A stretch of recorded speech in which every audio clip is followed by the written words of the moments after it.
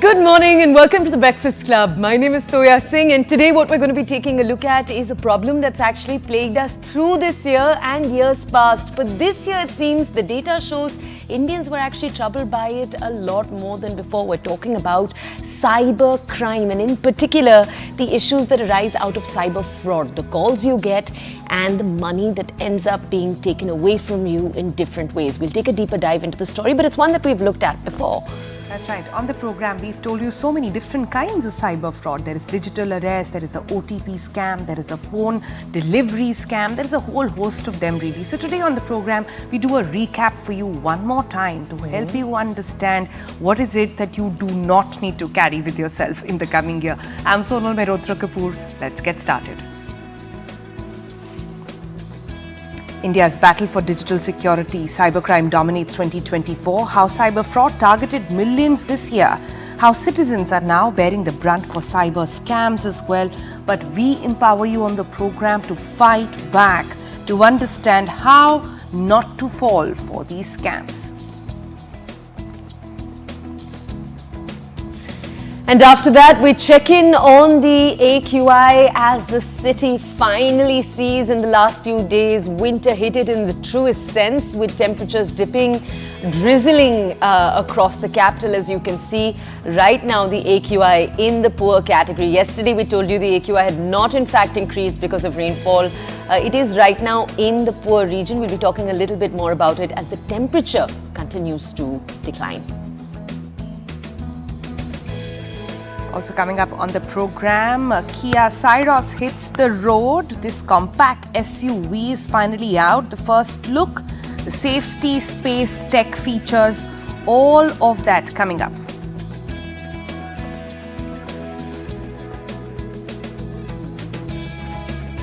And after that, we take a dip into the entertainment world. No-Entry 2 gets a fresh cast. We're going to be seeing Varun, Diljit and Arjun on board. Bonnie Kapoor on No-Entry 2. He's revealing why the original cast wasn't retained in this show. He's essentially saying that it's time for new faces and time for new laughs. Take a look at this in-depth interview.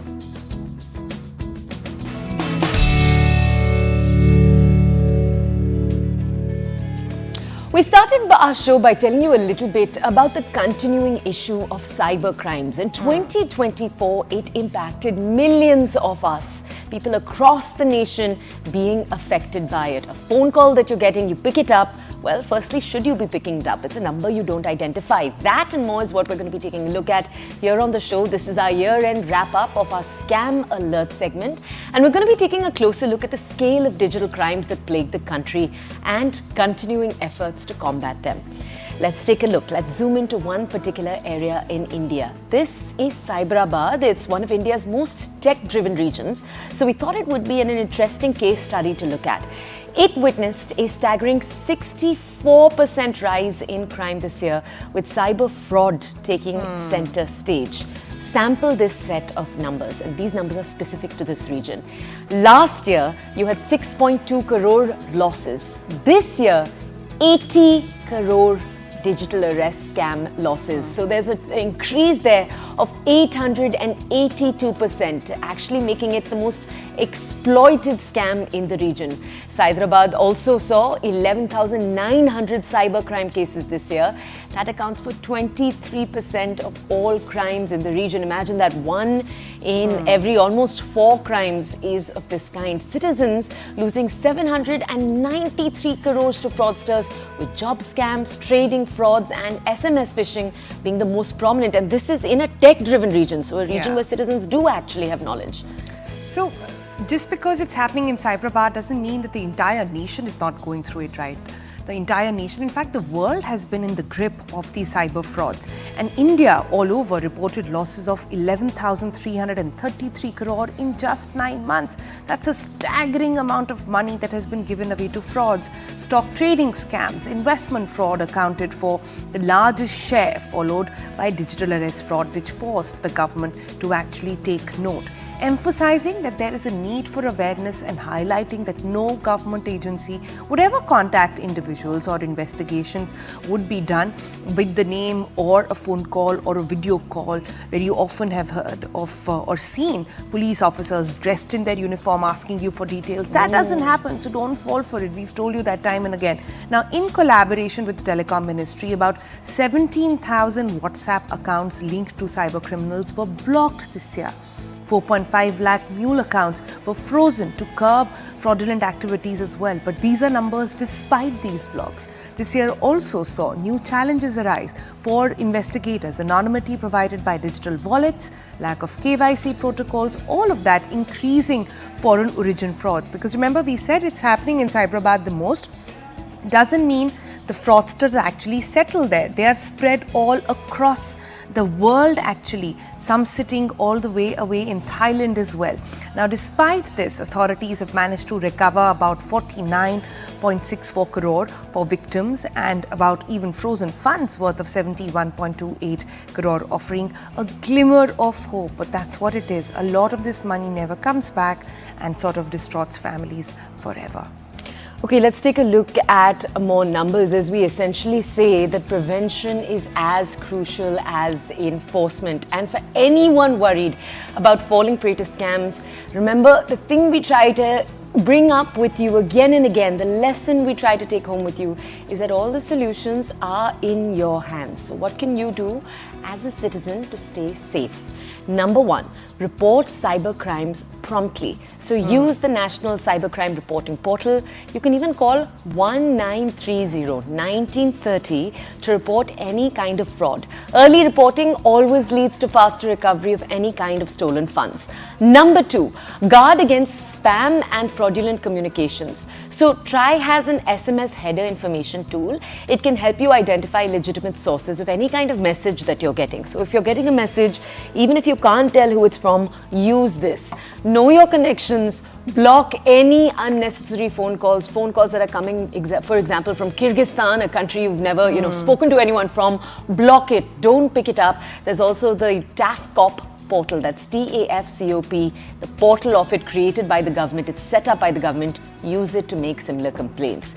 Now, the other thing you can do, if unauthorized banking transactions are taking place, report fraudulent transactions. Yes, it's a process, but do it. Call up your bank immediately. Escalate any unresolved issues to the RBI Ombudsman if necessary. And number four, any unsolicited commercial communications, do file complaints on the Sanchar Sathi portal to report any kind of unwanted calls and messages.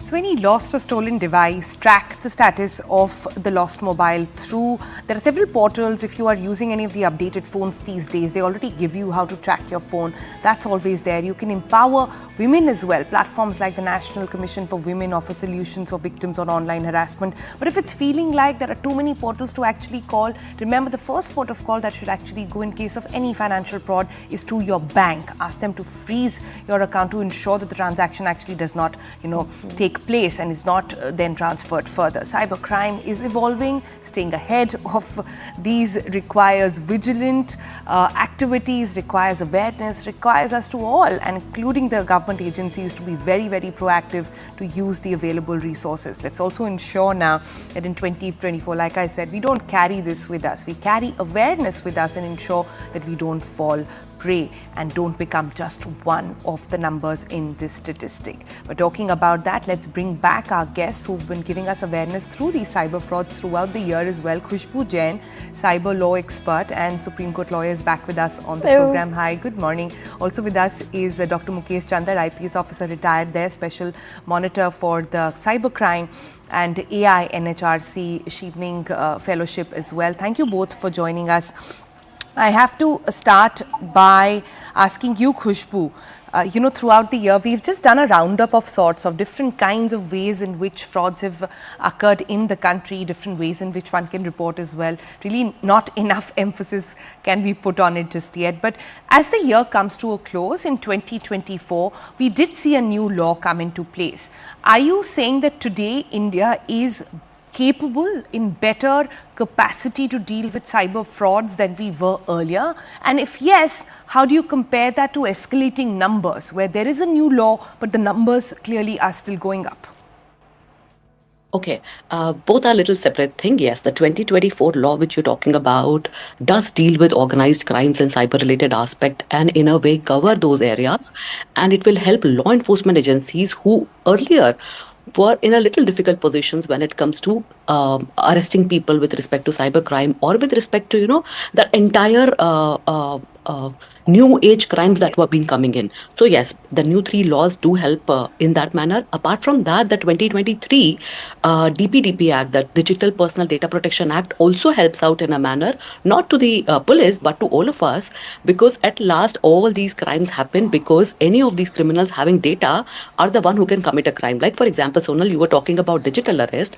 If you get a call and I say that this is your bank account number, Sonal, and this is the transaction details. So I am aware that this is your bank account number, right? For you to make me believe me. So that's where I think information played a very important role, and DPDP Act will make sure that any of the data fiduciaries, the companies who take our data, have to keep that data secure, delete the data whenever we request, or so on and so forth, to bring in that sanity over there. Because at last, data are stolen from these places who take our data, and we are not even aware that our data is being stolen, and these criminals make use of it. So those are two separate things. Now the third one which you're talking about, that the numbers are increasing despite the new laws coming in place. How this is a mismatch. See, the cyber crimes are increasing. This is a new crime that we are seeing. 20 years back, none of us spoke about cyber crime the way we are speaking right now. So criminals understood that use of cyber or internet is much better to commit a crime than physically going and doing bulgari and all such sort of things.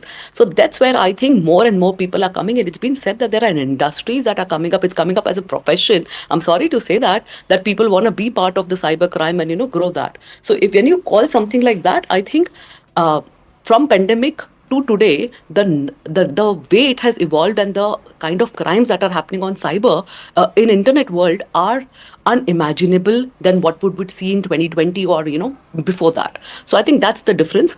Because people have come digital, you and me have started adopting technology right from ease of doing business, right from banking to education to literally everything and anything around us, and that's why criminals also have adopted technology to commit crime, and that's why we are seeing the number of rise.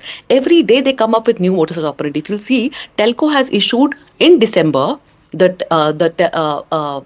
Ministry of Communication has issued in December new circulars saying that do not fall away the international number which is calling you and posing it from either Department of Telecommunication or TRI or coming from any of the law enforcement agencies. Do not take it, and all telcos, all the service providers, telecom service providers like Idea, Vodafone or Airtel have to bring it up international call. So every day the government is also trying to cope up with the new modus operandi or new ideas these criminals come up with.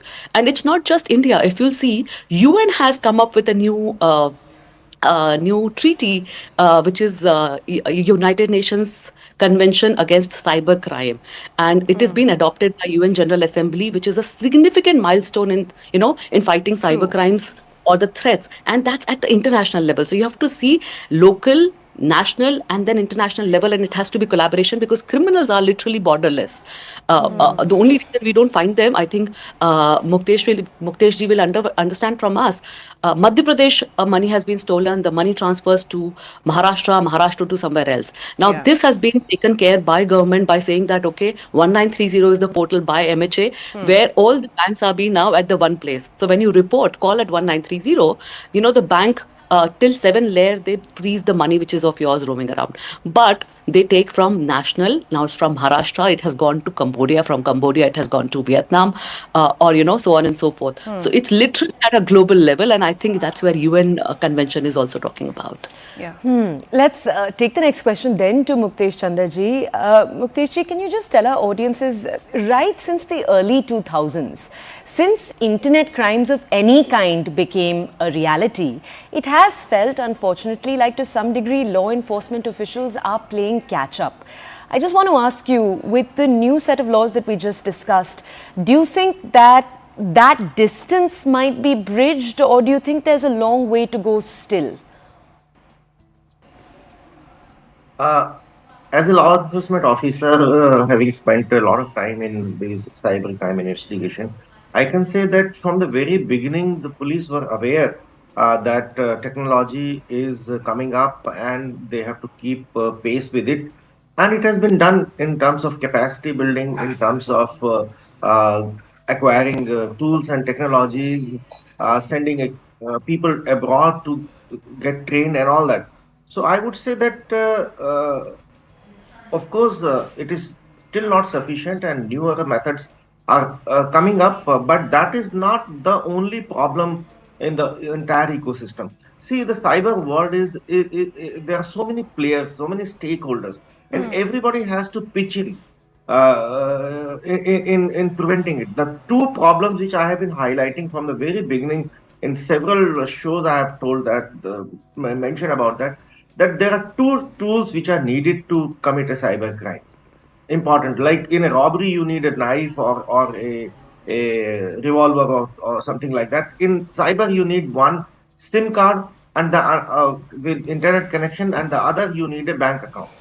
Problem is that today anonymous or these bank accounts can be taken on hire, SIM cards can be taken on hire, and the traceability using KYC is almost negligible. Yeah. You cannot reach the person using the photograph or the forms which is filled at the time of taking the connection. Of course, Telecom Regulatory Authority has done a lot to block these, but these are available in thousands. These are available in thousands because of the entire ecosystem. The telecom companies are just not bothered about uh, adhering to the norms. And as a result, bulk SIM cards are available, which are used. The number two is current accounts opened in the name of companies. You rent a place, you open a company, and the money gets deposited in crores, and you disappear after that. So the other one is the bank account, as was mentioned, that even we have seen layer 10. The money, as soon as the money is received in a current account, it is distributed into L2, L3, L4, and after 10 transactions, it is almost impossible. So if we are able to cut these two tools, availability of these two tools, then I'm sure a large number of cyber crimes can be prevented. In this, there is a role of bank authorities, there is a role of telecom authorities, and if they don't adhere, severe penalties must be imposed on the two, including criminal liability. They must be arrested. If some of these lower chaps I've seen in Goa, that telecom people were involved, these agents who are giving SIM cards. Another important thing which everybody must know, how many SIM cards are running in his name. You did mention about that, about TAFCOP. So go and visit this website and find out. You may own one mobile, but there may be another 9 in your name which has been issued by the SIM card dealer. So those are being used by these fraudsters. And the another factor is, you're right, that crime happens at one place, the money is withdrawn at several other places. These are all distributed. So therefore, the coordination between the state police of various states is also very important. If a SIM card is operating and a bank account is operating at a particular place, it is the duty of that local police also, even though they may not have a victim in their jurisdiction. So they must own up that why this SIM card address, whether it is verified or not, or whether this bank account is verified or not. As soon as one information is received about this fraudulent transaction, the local police must start catching these people and inform others that we have taken into custody this bank account holder. You can come and investigate. Right. It is correct that Very important points there, Muktesh ji. Everything that you've raised is very, very crucial, especially those on two legs and two pillars, if we can sort of tap into it, the availability of SIM cards, how they are being made, because we've all seen documentaries, I'm sure, where every SIM card, one SIM card is used for one phone call. So if I get 10 calls in a day, there are 10 different SIM cards and so many people getting impacted by it. So that's the availability that first needs a crackdown. But let's move to law implementation aspect of it. And Khushbu, that's where you come in, right? We've spoken about how buyer beware. We've spoken about empowering people with the knowledge. And we've spoken about where all can we all stay a little vigilant. But when it comes to implementation and blocking and reaching out to your lawyer, to your bank, etc. for it, what else can be done? I'm always sort of scratching my head about that. If the money is once gone, are we at that point where we should say that, okay, you should just say goodbye to it and there is just no way of getting it back? No, I think you started with it. The moment money is gone, when it comes to cybercrime, 1930 is the number that you should call immediately without calling anybody right away. And when you call 1930, two things to remember. Keep all your banking transactions which you appear to be fraudulent, either done by you or third party or hacked or done by either digital arrest or kind of cheated around or fraud. In all these scenarios, the moment money is involved is where 1930, keep all these things ready, because when you call at 1930, they will ask you these details as to when and which account number, from which account number to which account number, what's the amount. So keep that ready.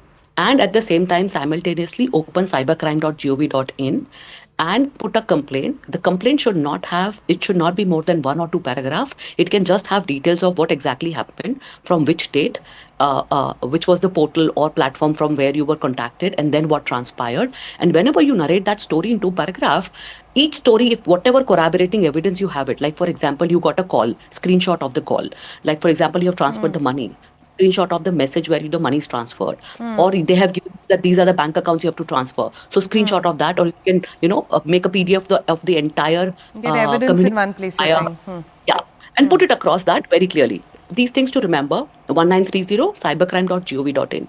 The another thing you should do is see, when you open a bank account, or let's say Paytm or Google Pay or any other payment gateway, have that one number. It's mandated by RBI for them to have 24/7 available toll-free number. Keep that number and make it, save that number in your phone. So next time, whenever you have to make a call to XYZ bank, where your money is gone, you're not Googling that number, because there is a high likelihood that criminals, even on the top, do that advertisement and the top number might still reach them, not the bank. So, and last minute, every minute is very important. So have that number already saved with you, because you might not have more than 1 payment or 2 payment gateway and 2 banks or 3 banks for that matter. So 5 numbers and emails are the one which you can store right away in your phone book, so that in the event of anything like that, make a call to them. Now, when you make a call, they will give you one grievance complaint number. That complaint number is very important for you. Let's say when you make a complaint to any of these platforms, any of these banks or payment gateways, you don't get a response in a month, is where you can contact RBI and appeal. These are RBI guidelines. In case, let's say they go ahead and 3 months, they say that no, it's your fault because you shared OTP, or you fell prey to the kind of crime, and you yourself transferred the money, right? In those scenarios, bank might deny giving you the money back. Okay. In that scenario, if you're not happy, that's where you can again appeal to RBI Ombudsman. I have already provided, I think you've already given in your initial time the link to it. Yeah. You can complain over there to RBI, and RBI will look into it, calling the bank and all the evidences into it. And if they require, they will call you. Otherwise, they will solve. So I think when it comes to money, these are the 3 important things that you have to keep in mind. Apart from that, Chakshu of, the portal which you were talking about, other places where you can still port. Let's say I'm not losing, my money is not lost. Yeah. I got a call, but I realized on time. But still make sure that phone number is something you complain on these portals, so that repository can help in blocking those accounts and the IDs associated along with it. Yeah. Absolutely agree with Muktesh ji that 2 important things which need to be solved right away are these 2. And I think they're doing it. See, one amazing thing, Sonal, and that when you take a loan, and if you default, none of the other bank account will give you the loan, because you have something called a CIBIL score.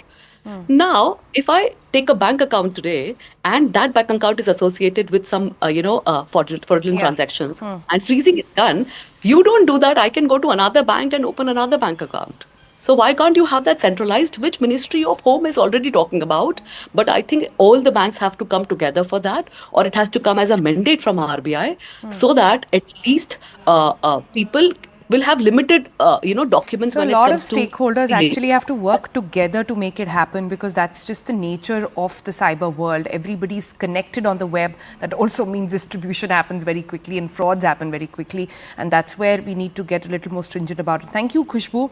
Thank you, Dr. Muktesh, for joining us with your views on this. There are also insurances actually that are doing now the rounds of how you can actually insure your money even if you're using a payment gateway. That's perhaps, discussion for another day, perhaps. But this is a story we're going to continue to look at into 2025. The different ways you can protect yourselves. We hope, obviously, the numbers fall. We don't see that kind of huge increase. Yeah. Remember that increase we talked about was 800%. Yeah. We hope we don't see that going into the new year. Take care of yourselves. Take care of your family too. Right now, we're going to head into a quick break. And when we return, we're taking a look at a story that is entirely different. We're looking at the AQI that remains in poor in the Delhi NCR region. But what we've also got taking place now is dense fog blanketing the Delhi NCR region through Christmas. Will we see it through New Year's too? As the temperature continues to decline, that's what we take a look at. Other stories too on the other side of the break.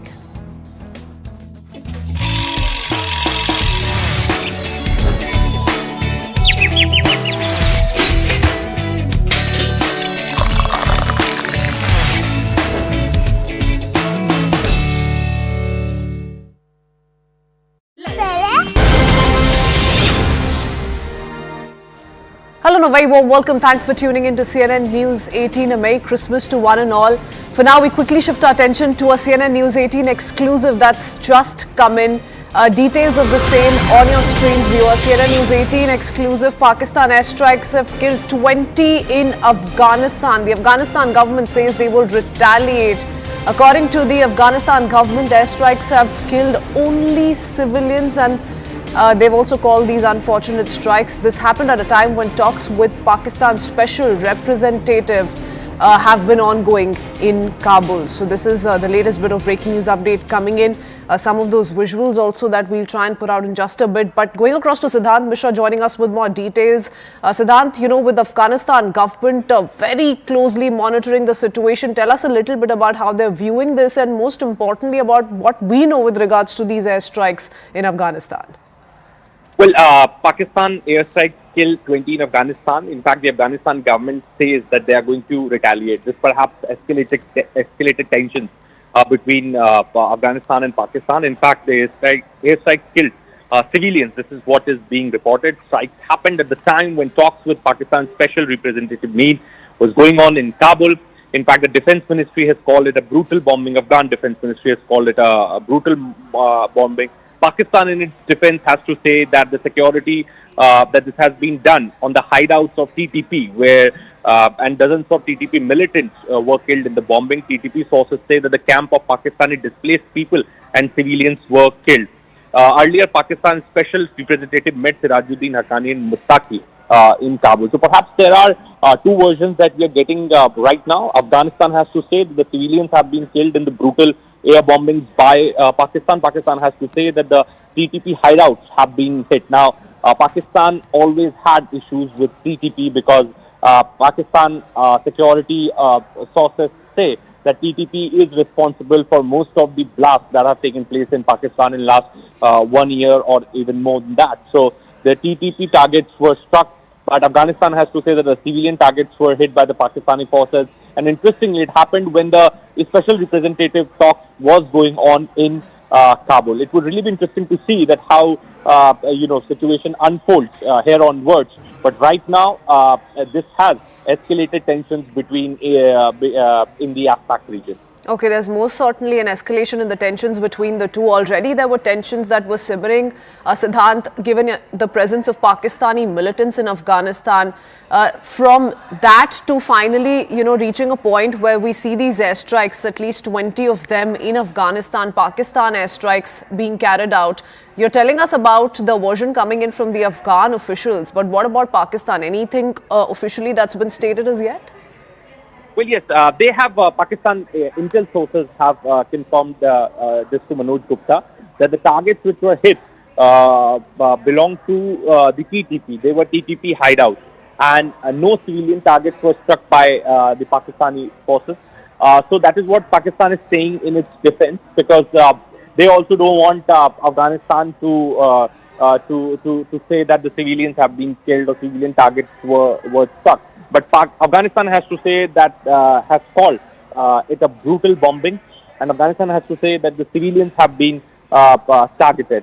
Perhaps this would escalate tensions in the whole of AFPAC region, which is already unstable. Islamist forces have a larger role to play as far as the Afghanistan-Pakistan border is concerned.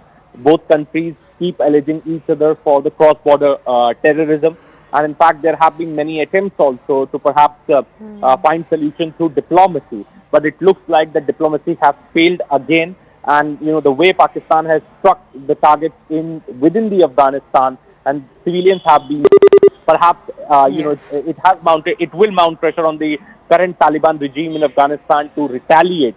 And there would be a lot of pressure on them because they cannot let Pakistan breach their their territory and come and bomb in the Afghanistan territory. Perhaps that has not gone down well with the Taliban government. In fact, some officials from Afghanistan also maintain that the ones who've come under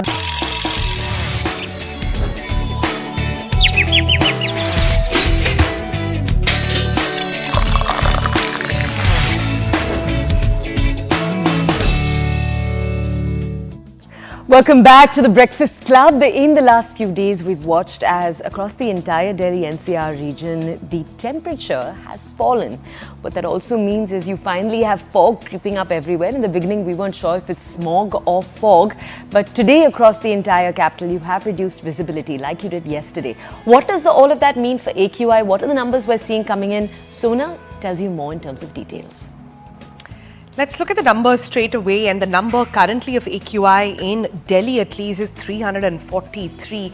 Now, yes, it has not gone up to 500. It is slightly better in the second least preferred category, as if you can call it that, but still quite alarming. Now, the staggering part here is, even if you look at this map, it's got to do with the wind speed. That means as the temperatures are dipping, the wind somehow is not picking up, and that's the reason why we are not really seeing a lot of that smog clear up. If you look at specific areas in the national capital region, and if you look at the map of Delhi over here, you see a lot of that has gone back into very unhealthy categories. In the second least preferred that we said category at the moment, most of Delhi in that. There are very few areas in surrounding regions of the national capital where you see actually numbers below 200, which is equally bad. Remember, what the WHO says is the standard for air that we need is 50, and what we see now at the moment or across these couple of months of winter in the north is 4 to 6 times of that for a long period, and that's not coming to an end even in the new year. Will continue in January as the temperatures continue to dip. For the moment, the numbers, let's look at some of the areas that are doing relatively better. You see Ghaziabad doing relatively better at 172. 167 is sector 125 in Noida, perhaps to do with the green cover over there. 175 coming in again from 116 in Noida, and again another center where AQI meters are put in sector 1 in Noida, it is about 175. The other areas within Delhi are all around 200. And then there are those which are relatively the usual culprits, like we keep seeing the bus depot, other places where you have burning of garbage, you have landfills. All of those areas are showing above 300 as well. So those are the numbers at the moment. We wait to see if the air really clears up and gives us some cheer in the new year. All right, let's take you now from those details, that data, on to something slightly different. As we close up to New Year's, how is the world celebrating, and how is the world celebrating the continuing holiday season? These are stories from India and across the world. Let's take a look first at the UK. Britain's King Charles and members of the royal family attending a Christmas Day service yesterday at St. Mary Magdalene's Church on the Sandringham estate. Now, King Charles arrived at the church accompanied by Queen Consort Camilla and her son Prince William, Catherine and their children. That's, of course, Prince George, Princess Charlotte and Prince Louis and other members of the royal family. What you're looking at, of course, on your screens is Prince Charles, his wife, King Charles now. You also had Prince Andrew, the King's younger brother, notably absent from the gathering. This is following a High Court judgment that linked him to an alleged Chinese spy. So things getting murkier for him. Locals, tourists and dogs soaked in Christmas spirit at Sydney's Bondi Beach on Christmas Day, enjoying the sunny weather, wearing festive Santa hats and posing for photographs with the Christmas tree on the sand. Now, Sydney's ocean beaches, famed for golden sand, clear water, draw tourists from across the globe, when Christmas Day is also one of the busiest days of the year for volunteers, lifeguards who patrol the Bondi Beach shores and waves, ensuring the safety of swimmers along the roughly 1 kilometer stretch of the beach. Surprising and delighting children who have to spend the holidays in hospital. You had people dressed up as Santas descend from the roof of a Zagreb hospital downward and inside into it. You can see those visuals right there. Children watched from the balcony and windows of the hospital. The Santas climbed the hospital's walls and delivered gifts to the children.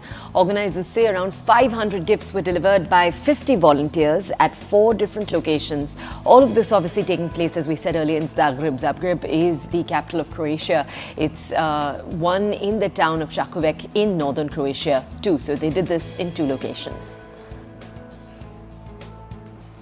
Londoners bid on chunks of festive flesh at the annual Smithfield Market Meat Auction took place. The Smithfield Market Meat Auction is a traditional Christmas event held in London's Meat Market, which traces its origin back to 1327. The auction has been there for several decades. It involves buyers holding cash out in the hope of being selected for the deal, which includes a turkey of £10 or a large rack of beef ribs for £30, a fraction of their value at a butcher store. And hot air balloons soaring over the sky as organizers kick off what they say is Nepal's first ever international hot air balloon event. Organizer Balloon Nepal said that 25 hot air balloons participated in this, with representation coming from countries all over the world. Some actually turned up carrying babies to watch this spectacle. It's scheduled to conclude on New Year's Day. How beautiful. All right, with that, it's time for another break. When we come back, we've got a review of Kia Syros for you. Does this compact SUV actually deliver on safety, space, tech, all of it? Overdrive review coming up.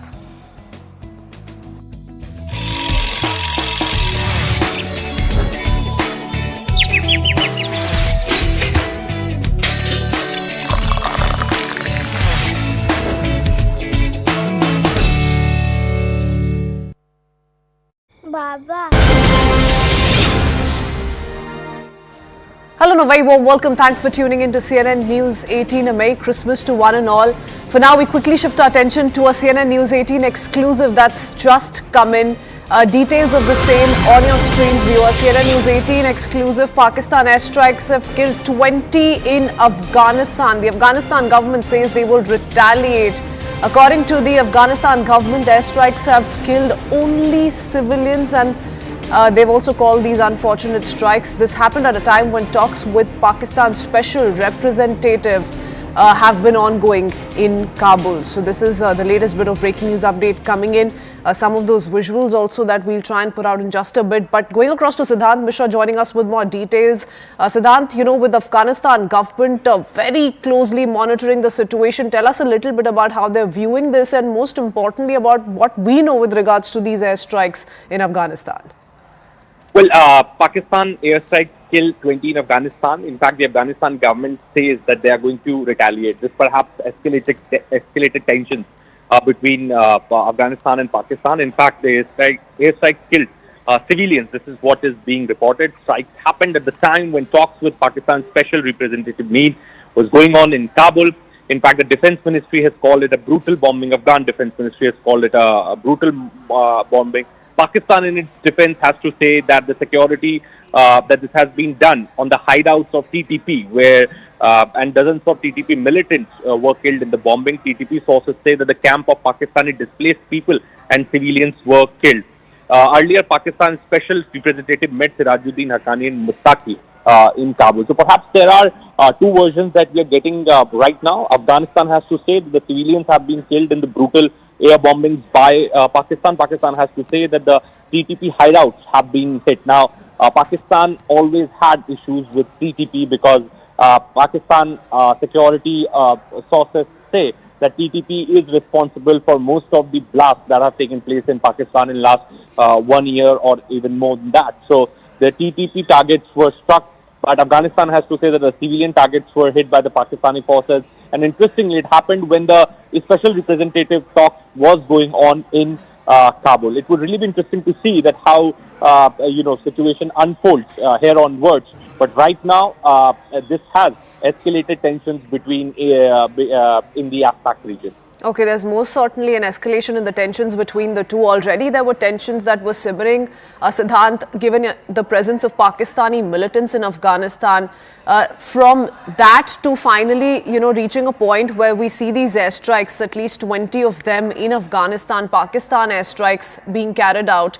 You're telling us about the version coming in from the Afghan officials, but what about Pakistan? Anything officially that's been stated as yet? Well, yes, they have, Pakistan intel sources have confirmed this to Manoj Gupta, that the targets which were hit belong to the TTP. They were TTP hideouts, and no civilian targets were struck by the Pakistani forces. So that is what Pakistan is saying in its defense, because they also don't want Afghanistan to say that the civilians have been killed or civilian targets were struck. But Afghanistan has to say that has called it a brutal bombing, and Afghanistan has to say that the civilians have been targeted. Perhaps.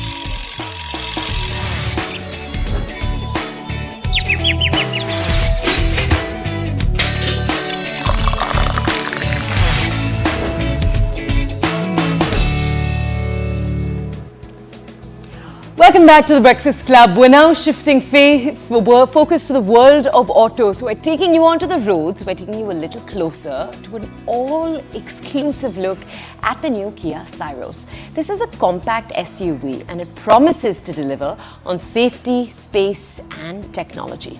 Now we'll be exploring the exterior design, the interior space and advanced safety features it promises. So if you are in the market looking for a new compact SUV in the new year, Kia Syros. Is it your bet or not? Overdrive finds out. Now, I won't blame you if you can immediately see a little bit of that carnival inspiration. So, opposites united, that's the design theme that they call it, right? Which is why you see that carnival inspiration right there. It aims to give the vehicle that upright stance, and what really contributes to that are these really big headlights that you see in the bumper. Now the DRLs are going to be right on the side. It's a refreshing change. We have often seen headlights in the bumper and then the DRLs forming the brow on top. They are not doing that here. The DRLs are vertical elements upright right next to the headlights. And the headlights themselves get that three-pot arrangement, the ice cube lighting pattern that Kia likes to call it. Now on the top end variant that you see here, you get these LED headlights, but on the lower end variants, you're going to get a similar arrangement, a three-pot arrangement, but it's going to be halogens is what you're going to get there. Now that clearly contributes to that upright face or that imposing face that you get with the Syros. And the tiger nose is right there, but much lower now, more like a tiger chin, if I may put it that way. But you still get that design element. The digital tiger nose is what they call it here. So you've got pretty straight, horizontal grid-like arrangement for the grille, the air dams, etc. No pronounced air dams down below in the bumper or on the sides, and even the fog lights don't find a separate place in the bumpers. It's all going to be a part of that housing right there. You get that clamshell bonnet on top, and then you get this gloss black applique right beneath to break the monotony. If that wasn't there, it probably would have looked quite drab with all that body color out there. Now there will be different colors on offer. This is going to be the signature shade, and I think this one looks quite nice. What do you think about the design though? Let me know in the comments. You can start commenting right away. You also get a camera in the front that you see here, and you are going to get 4 parking sensors in the front as well. You also see that satin finished insert in the bumper to replicate the look of a rugged skid plate. A matching finish for the Kia logo as well. And then once we look at the side profile of the car, that angular profile continues, that angular design theme continues. Look at the wheel arches. Now they integrate with that headlight element. The glasswork extends all the way back, very neatly goes into the wheel arch. The wheel arch itself, nice and boxy. A very different design than what we've seen from any of the Hyundai or Kia cars so far. Let me give you an even wider look at the side profile, and all those angular elements are clearly visible out here. You will also notice that the window line is pretty tall, and the shape of the windows also mimics that angular design theme quite well. Like this king that you see in the driver's side window, I think it's quite nicely done. You also get a king here in the rear, and then it all flows into that big quarter glass at the rear. And again, matching the design theme are those satin finished rub rails that you see on the side that basically highlight and give it a chunky rocker panel on the side to again accentuate that rugged feel. And on top, you're going to get these chunky roof rails as well. You'll also see a shark fin antenna, and you will see that big glass panel right there, but we'll talk about that once we get into the cabin. Moving to the rear, now you see these really high tail lights, very high mounted tail lights. You get a high mounted stop lamp as well. So especially in traffic, this is going to be quite good. People are going to immediately notice your car, and they will know when you're coming to a halt much easier. So that is a nice design element. But what do you think about the overall tail section? I think that is also quite nicely designed, especially these panels that you see here. These integrate the turn blinkers, the reversing lamps down below, a big reflective element, and then more textured glass panels on the side. Again, gelling into the rear wheel arch, mimicking the effect that we saw at the front. A big chunky lower part is what you get on the bumpers. Again, that skid plate mimicking effect is what you get. And you also see that low fog light put right there. You will see the reversing lamp here. Again, 4 reversing sensors or parking sensors is what you get here. And you get the Syros badging, the Kia badging right here, and the transmission badging, because this is equipped with the 7D CT. I'm going to come to that in a bit. You again get a really big chunky fuel filler cap, and you will again get a close-up of those angular wheel arches right here. Now the wheels, diamond cut wheels, or Kia likes to call them crystal cut alloy wheels. You're going to get 3 sizes. The base variant is going to get 15s, the mid variants will get 16s, and the top end that you see here gets 17 inches. Again, a very interesting design theme going on there with the wheels. Again, continues to mimic that angular styling, right? So I think it's quite nicely done. It's a refreshing change from the typical designs that we've seen with many of the Hyundai and Kia cars. What I also like are these flush mounted door handles. That's something again coming in from the premium range of cars. Many people like it, and now they have done that here as well. So the other bit you will notice is that the wing mirrors, nice and chunky. They also get the integrated turn blinkers, and down below you will see cameras, because this also gets you a 360-degree camera setup. A big quarter glass right next to the wing mirrors, and that should definitely aid in cornering visibility. But we'll know that once we are driving the car.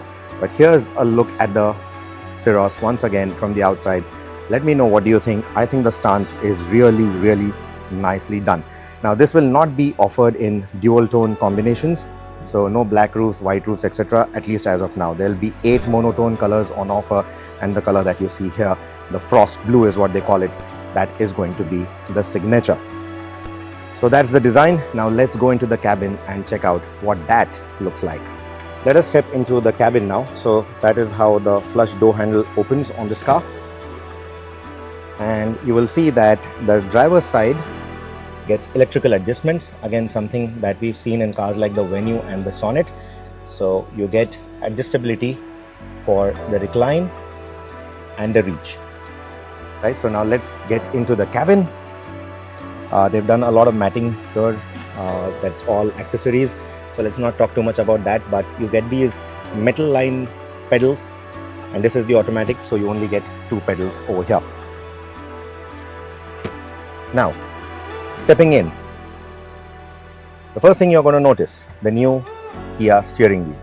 So you get this Kia lettering, which is a bit offset. All the controllers are sort of familiar. So you have your telephony and all your music controls right here. And then you get a drive mode selector, and it's a really sporty looking switch that you get here. And you get 3 driving modes, that's Eco, Normal and Sport, which is quite nice. And then you also get the traction modes. Yes, in a sub 4 meter car, you're getting traction modes. So you have snow, mud and sand, depending on which kind of terrain you are driving on. All right, from auto, let's move on to entertainment now. And the sequel of the film No Entry, released back in 2005, big blockbuster back then, was much awaited in a long time. The film featured big stars Salman Khan, Anil Kapoor, Fardeen Khan, you remember, Lara Datta, Bipasha Basu, Aishwarya Rai. It was a big blockbuster. However, the old star cast in its new sequel that's coming out has not been kept in. There are going to be lots of new faces entering in. So we thought we'd have you listen in to producer Bonnie Kapoor talk about his decision to have a completely new star cast for No Entry 2. So what we're looking at is you're going to have Varun Dhawan, Diljit Dosanjh, I know that's a name that's got everyone excited, and his son Arjun Kapoor in the movie. The film will be directed by Anees Bazmi, and the name of the female lead of the film has not yet been revealed, which is really interesting. You of course remember the catchy theme song of the movie. Take a look, this is an interview. Can we see you sometime back again on screen as an actor? Well, it depends on filmmakers who've seen my work, and if they feel that I deserve another shot. Yeah. I mean, I was there before Tu Jhuti Mokara. I had done this AK Badi AK. I had shot for. I'd done a cameo. I shot for a day. 2 scenes I had shot for that. You know, the AK Badi AK episode was for Netflix probably. Yeah. तो 2 ये experience रहे हैं. Tu Jhuti Mokara मेरे ख्याल में I shot for almost 40 days. I was there for 40-50 days. There were 2-3 spells and some shooting was done in Bombay. अब screen पे कितना है, कुछ निकल गया, कुछ रह गया. तो जो भी था, जैसे भी था, सबने देखा. कुछ लोगों ने मेरे मुंह पे तारीफ की और कुछ लोगों ने कहा बहुत कम दिखाई दी है. कुछ लोगों ने कहा मेरे ख्याल में कुछ लोगों ने नेगेटिव भी कहा, मेरे मुंह पे नहीं कहा, पीछे सोचा होगा. It was my first attempt and I definitely made a sincere attempt to be as good as I could. But definitely, you see, when you see yourself, that's the reason I've not seen the complete film so far. Why so? क्योंकि मुझे पता है कि I will not like myself. कि मुझे ऐसा लगेगा ये, और जैसे मैं when I make my own films, I feel इसमें ये कमी रह गई, ये better हो सकता था. In my initial days, I used to reshoot films. पे ये पोर्शन ठीक नहीं, दोबारा करते, ये पोर्शन ठीक. तो ये आज मैं अफोर्ड नहीं कर सकता, ना मेरी सोच है वो जवानी का जोश था.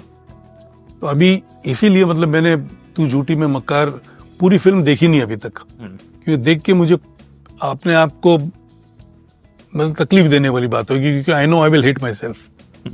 But the film was widely loved by everybody. Sometimes the film was liked, but was I liked? I don't know about that. You were too. But sometimes the product does not come out as expected, or it does not receive what you might be expecting from the audience it to be. For example, recently Maidan at the box office did not perform as per the expectations. Were you upset after it? Naturally, I was upset. I was very upset for a few days, but then you've got to move on. Yeah. You see, Raj Kapoor, who was a most prolific filmmaker, he made several hits, blockbusters. But he too had Jagte Raho, he too had Mera Naam Joker, he too had, films which didn't really come up to his expectations. Although after he re-edited Mera Naam Joker, it became a big. Yash Chopra also, he's been a prolific filmmaker. He also considers Lame as his favorite film, although it didn't perform well in the box office. Everybody, Mehboob Khan also had, films which, Son of India was one film which didn't do well at all. Yeah. And after Mother India came Son of India. So after such a big hit, After Sholay came Shaan, which again was not as widely accepted as Sholay was. So there are these kind of situations where, like Roop Ki Rani Choro Gaja also was not accepted. But Maidan was a shocker. Because before the release of the film, everybody was very, very vociferous in praising the film.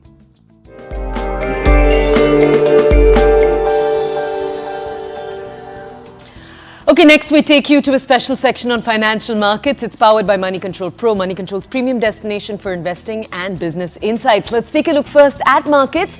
GIFT Nifty trends indicating a muted start for Indian equity indices. Asian shares up today amid thin holiday trade. You have US markets that were shut obviously on Wednesday for Christmas. Crude oil prices traded higher.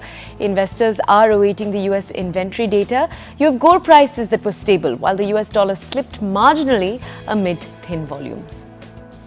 Let's look at the sector in focus this Thursday morning. Construction players had a difficult time in the first half of the year as the order inflow suffered due to general elections dealing the decision making. Executive too was a bit tardy due to an extended monsoon. Can construction companies now expect better days ahead with the pickup in ordering activity becoming visible? Well, you can log into Money Control Pro to find out more about India's construction sector and various other actionable insights on the markets. It's a premier destination for all the investing views and financial insights you will ever need, brought to you by Money Control.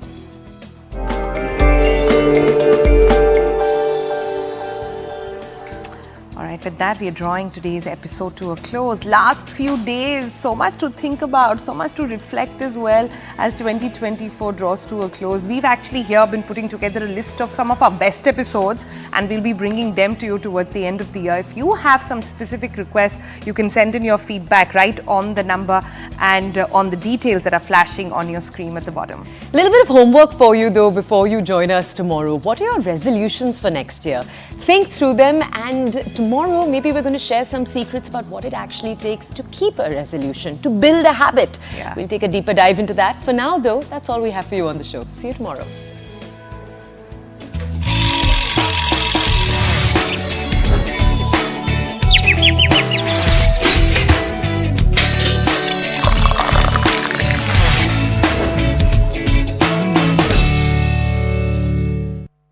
Baba.